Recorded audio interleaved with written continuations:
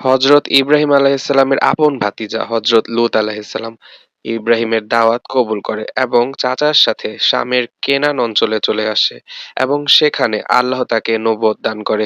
ফিলিস্তিন ও জর্ডানের মধ্যবর্তী অঞ্চলে সদম ও গোমরাহ নামক জাতিগোষ্ঠীর বসবাস ছিল, যারা প্রকাশ্যে ব্যভিচারে লিপ্ত ছিল।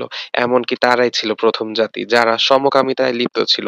তাদের হেদায়েত ও পথ প্রদর্শনের জন্য আল্লাহ লূত আলাইহিসসালামকে প্রেরণ করে। তবে তারা লূত আলাইহিসসালামের দাওয়াত প্রত্যাখ্যান করে এবং বিভিন্নভাবে তাকে তিরস্কার করে। লূতের স্ত্রী স্বয়ং লূতের কথা শোনেনি, বরং কাফের ছিল। সদম জাতি ছিল অত্যন্ত নির্লজ্জ, যারা লূতকে শহর থেকে বের করে দিতে চেয়েছিল। লূত আলাইহিসসালাম অনেক চেষ্টা করলেও সদম জাতি হেদায়েত প্রাপ্ত হয়নি, যার ফলে ফেরেশতারা লূতের কাছে এসে আল্লাহর শাস্তির খবর দিয়ে যান। যেখানে লূত ও তার অনুসারীদের ভোর হওয়ার আগে সদম জাতির শহর ত্যাগ করতে বলেন। তবে লূতের সাথে তার স্ত্রী যেতে অস্বীকৃতি জানায় এবং সেই শহরে থেকে যায়।